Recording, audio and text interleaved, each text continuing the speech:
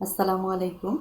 Welcome to my today's online English class organized by Shohid Buddhijeevi Government College, Rajshahi. I hope you all are safe and sound at home by following the health rules properly. Alhamdulillah, I am also fine. Usually, before starting the class, I would like to introduce myself. I am Azizun Nahar Akhand, Assistant Professor in English, Shohid Buddhijeevi Government College, Rajshahi. Dear learners, according to the new short syllabus for SSC 2021, preposition is the first topic for first questions for English second paper.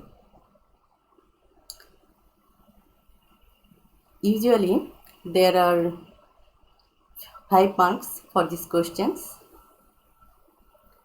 and definitely you have noticed the marks distributions, and you noticed that in new short syllabus there are 7 marks for these questions, and here you get 14 gaps instead of 10,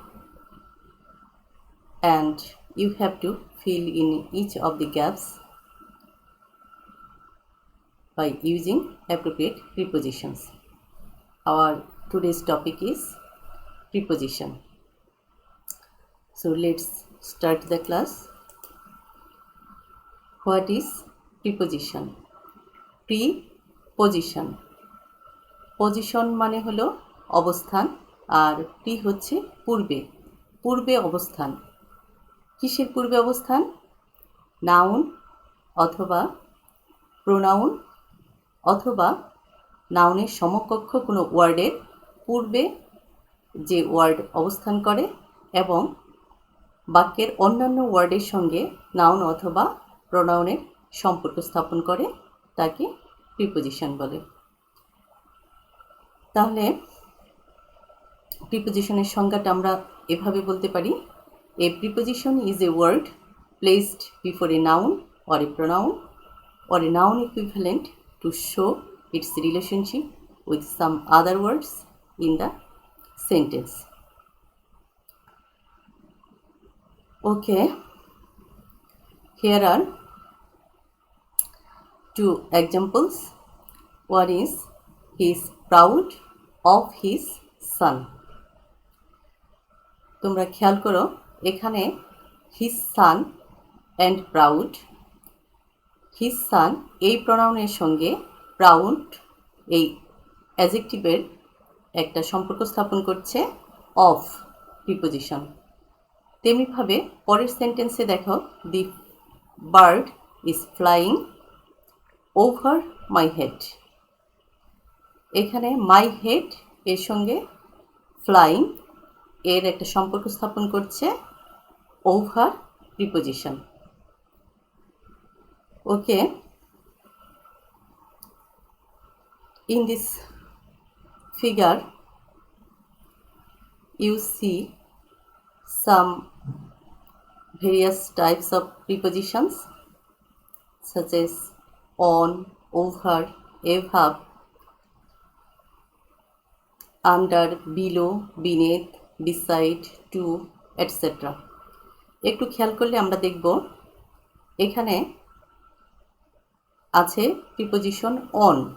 on মানে উপরে, over মানে উপরে, above মানেও উপরে, আবার up, up মানেও উপরে। তাহলে সবগুলোই উপরে, কিন্তু এদের ব্যবহারটা ভিন্ন ভিন্ন। এখন একটু এই ফিগারটা একটু দেখো, আছে অন। অন মানে একটা তলকে স্পর্শ করে আছে। এরকম যদি হয়, কোনো তলকে স্পর্শ করে কিছু থাকে কোনো কিছুর উপরে, সেটা হবে on. Suppose the book is on the table অথবা the mobile phone is on the table, যেটা ওই টেবিলের পৃষ্ঠ অথবা তলকে স্পর্শ করে আছে। আবার আছে ওভার, ওভারও উপরে। ওভারটা কখন হবে? ওভার হচ্ছে শূন্যের মধ্য দিয়ে এক প্রান্ত থেকে অন্য প্রান্ত যদি কিছু অতিক্রম করে, স্থির থাকবে না, সেটা হচ্ছে একদিক থেকে আরেক দিকে অতিক্রম করবে, সেটা হচ্ছে ওভার, উপরে। Suppose the bird is flying over my head, যে পাখিটি আমার মাথার উপর দিয়ে উড়ে গেল, এটা উপরে এবং হচ্ছে স্থির না, সে হচ্ছে অতিক্রম করছে, এখানে হচ্ছে ওভার। আবার দেখো এভাব, অ্যাভাব মানেও হচ্ছে উপরে, কিন্তু এটা হচ্ছে উপরে একটা জায়গায় স্থির থাকবে। যেমন আমরা বলতে পারি the fan is above my head. এখানে দেখো ফ্যানটা হচ্ছে কি স্থির একটা বস্তু, এটা হচ্ছে অ্যাভাব। আবার আছে আপ, আপ কখন হবে? যখন খাড়া উপর দিকে বোঝাবে, তখন হচ্ছে আপ। তেমনিভাবে আবার দেখো আছে আন্ডার, আন্ডার মানেও নিচে, বিলো মানেও নিচে। তাহলে কখন আন্ডার হবে? আন্ডার হবে কোনো কিছুর নিচে, যেমন দি বল ইজ আন্ডার দি টেবিল। আবার হচ্ছে ডাউন, ডাউন কখন হবে? ডাউনও হচ্ছে নিচে, এটা হচ্ছে একদম খাড়া নিচের দিকে যখন বোঝাবে সেটা হচ্ছে ডাউন। আবার বিলো, বিলোটা হচ্ছে একটা স্তর বা একটা পর্যায়ের নিচে বোঝাতে বিলো ব্যবহার করা হয়। তেমনিভাবে এখানে আরও কিছু প্রিপোজিশন দেখতে পাচ্ছ, যেমন টু আছে, কোনো দিক বোঝাতে টু হয়, ইন, ইনসাইড হচ্ছে ভিতরে বোঝাতে, উইদিন হচ্ছে একটা সীমার মধ্যে বোঝাতে, বিসাইড হচ্ছে পাশে, হ্যাঁ এরকম। তো আমরা এগুলিরই ব্যবহারটা একটু দেখব। এবং যখন দেখবা তোমরা যে একটা সেন্টেন্সকে আমরা একটু বড় করে লিখতে যাব, তখন আমাদের যে সমস্যাটা হয়, যে বাক্যটাকে যখনই বড় করতে যাই তখন প্রিপোজিশনের ব্যবহারটা হয়তো সঠিকভাবে করতে পারি না। তো আমরা এর ব্যবহারটা দেখব। প্রথমেই দেখি অন এর ব্যবহার। দেখো অন হচ্ছে ওই যেটা বললাম, কোনো কিছুর উপর লেগে থাকলে অন বসে, যেমন the book is on the table. Then কোনো উপলক্ষ বোঝাতে অন বসে, I presented you on your birthday. বারের নামের পূর্বে অন বসে, we don't come to college on Friday. নির্দিষ্ট তারিখ বোঝাতে অন বসে, our class started on the 1st of September। তাহলে এখানে আমরা অনেক 4টা ব্যবহার দেখলাম। মোটামুটি এগুলো যদি মাথায় রাখো তাহলে আর কোনো সমস্যা হবে না। ওকে, তারপর দেখব ইনের ব্যবহার। দেখো প্রথমে আছে কি ভিতরে অর্থে ইন বসে, কোনো কিছুর ভিতরে হলে ইন বসে, যেমন my pen was in my drawer, আমার কলমটি ড্রয়ারের মধ্যে আছে। তেমনিভাবে পরেরটা হচ্ছে সাল, ঋতু বা মাসের নামের আগে ইন বসে। আমরা দেখলাম কোনো বার থাকলে তার আগে কি বসে? অন। আর হচ্ছে সাল, ঋতু বা মাস যদি থাকে তার আগে ইন বসে, যেমন I shall go in May. এখানে কোনো সিজন থাকলে সামার, উইন্টার যাই হোক, সেই ক্ষেত্রেও কি আমরা ইন ব্যবহার করব। তেমনিভাবে কোনো সাল থাকলেও ইয়ারের আগেও ইন হবে। বড় শহর বা দেশের নামের আগে ইন বসে, মানে যে কোনো বড় জায়গা, বড় শহর বোঝালে তার আগে ইন বসে। He lives in Dhaka. Okay, কোনো বিষয় বা ভাষা বোঝাতে ইন বসে, he reads in chemistry. Chemistry একটি বিষয়, এর পূর্বে ইন বসেছে। তাহলে পরেরটা দেখি উইথ। উইথের ব্যবহার কোনো ব্যক্তির সাথে বোঝাতে উইথ বসে, I go out for a walk with my friend. আমি আমার বন্ধুর সঙ্গে বাইরে হাঁটতে যাচ্ছি। কোনো বস্তুর দ্বারা বোঝাতে উইথ বসে, তাহলে ব্যক্তির সঙ্গে উইথ বসে, বস্তুর সঙ্গেও বসতে পারে, I write with a pen. Then for এর ব্যবহার। ফর অর্থ কি? জন্য, মানে জন্য বোঝাতে হচ্ছে ফর বসে। দি বেবি ক্রাইস ফর বিস্কিটস। যাবত অর্থ বোঝাতে ফর বসে। তাহলে অন্যগুলো ভুল হলেও আমাদের এইটা ভুল হওয়ার কথা না, তাই না? আমরা এটা টেন্সেও জেনেছি। এখানে it has been raining for 2 hours। সময়ের পূর্বে যাবত বোঝাতে ফর বসেছে। Okay, then the preposition is to. To এর ব্যবহার দিক নির্দেশ করতে টু বসে। I come to college. তবে এখানে কিছু কিছু জায়গায় টু বসবে না, যেমন হোম, হিয়ার, দেয়ার, অ্যাব্রড, এগুলো পূর্বে টু বসে না। তবে ব্যতিক্রম আছে, যেমন হিয়ার দেয়ারের পূর্বে টু বসতে পারে যদি সেটা এরকম হয় যে ফ্রম হিয়ার টু দেয়ার, এখান থেকে সেখানে, এরকম ক্ষেত্রে টু বসতে পারে, সেটা হচ্ছে এক্সেপশন। ওকে, কাছে বা নিকটে বোঝাতে টু বসে। Tom will come to me. এখানে দেখো নিকটে বোঝাতে টু ব্যবহার করা হয়েছে। দেন তে বা ও বোঝাতে ভার্বের পরে টু বসে।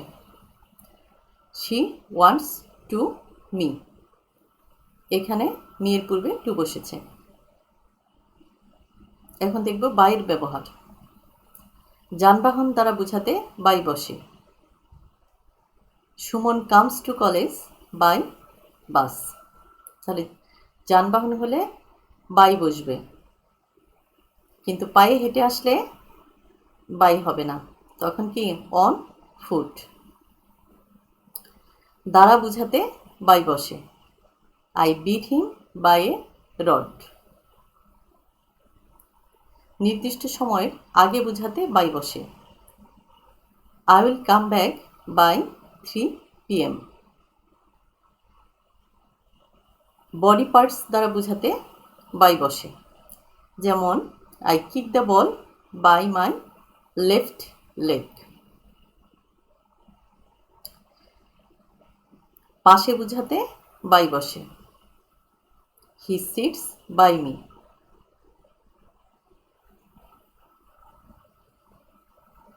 এখানে দেখো অ্যাট এর ব্যবহার। অবস্থান বোঝাতে অ্যাট বসে, যেমন আই এম অ্যাট হোম, আমি বাড়িতে আছি। নির্দিষ্ট সময় বোঝাতে অ্যাট বসে। I came here at 3:30 PM। তেমনিভাবে বেলা বোঝাতে অ্যাট বা ইন দ্য বসে। I come to college at or in the morning. ছোট শহর বা স্থানের নামের পূর্বে অ্যাট বসে। এর আগে আমরা ইনের ব্যবহারে জানলাম যে বড় শহর বা কোনো দেশের নামের পূর্বে ইন বসে, আর এখানে হচ্ছে ছোট শহর বা স্থানের নামের পূর্বে অ্যাট বসে, যেমন হি লিভস অ্যাট বনানী।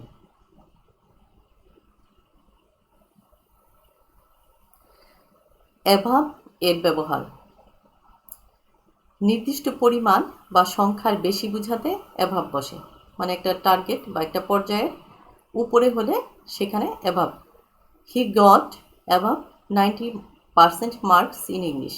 সে ইংরেজিতে 90%-এর বেশি নম্বর পেয়েছে।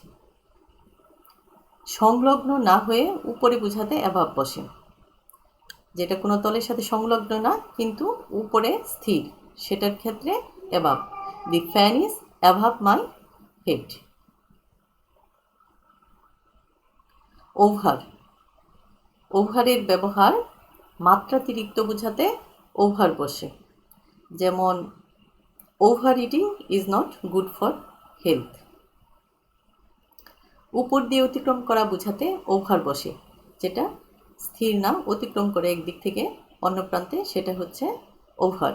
দি plane was flying over the field. Between or among এর ব্যবহার। বিটুইন হবে দুইজন ব্যক্তি বা বস্তুর মধ্যে বোঝাতে বিটুইন, যেমন divide the mangoes between the two boys, দুজনের মধ্যে আমগুলো ভাগ করে দাও। আর দুয়ের অধিক ব্যক্তি বা বস্তুর মধ্যে বোঝাতে অ্যামাং বসে, যেমন divide the mangoes among the boys, বালকগুলোর মধ্যে আমগুলো ভাগ করে দাও। তাহলে টু উল্লেখ থাকলে আমরা বিটুইন, আর না হলে অ্যামাং।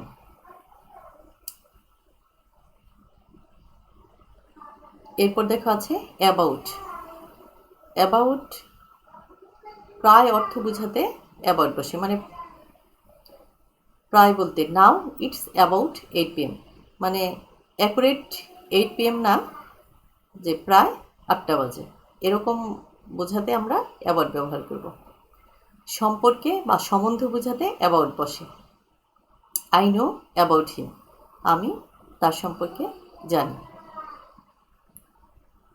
দেন বিলো, বিলো এর ব্যবহার নিম্নে বর্ণিত বোঝাতে বিলো বসে। মাই অ্যাজাম্পশনস আর গিভেন বিলো, নির্দিষ্ট পরিমাণ বা সংখ্যার কম বোঝাতে বিলো বসে। নির্দিষ্ট পরিমাণ বা সংখ্যার বেশি বোঝাতে যেরকম অ্যাবাভ, আর এটা হচ্ছে কম বোঝালে below. He got below 90% marks in math. পর্যায়ের নিচে বোঝাতে বিলো বসে। He leaves below the middle class status, এটা একটা পর্যায় বুঝিয়েছে যে সে মধ্যবিত্ত শ্রেণীর, যে শ্রেণীমান তার নিচে বসবাস করে। আন্ডার, আন্ডারের ব্যবহার, আন্ডার হচ্ছে নিচে, আর এটা হচ্ছে কোনো কিছুর নিচে বোঝাতে আন্ডার বসে। The cat is under the table, কারো অধীনে বোঝাতে আন্ডার বসে, যেমন হি সার্ভস আন্ডার মি, সে আমার অধীনে কাজ করে। এখন দেখো আছে দুইটাই অফ, একটা হচ্ছে ও এফ অফ, আর একটা হচ্ছে ও ডাবল এফ অফ, এবং দুটার অর্থ কিন্তু ভিন্ন, ব্যবহারও ভিন্ন। তাহলে এর এর বোঝাতে অফ বসে, O F off, parts of the body, শরীরের অঙ্গ প্রত্যঙ্গ সমূহ। আর দূরে এখানে হবে O double F off, be off from here. আবার বিচ্ছিন্ন অর্থ বোঝাতেও এই অফ বসে, O double F off, switch the fan off, cut off ইত্যাদি। ওকে,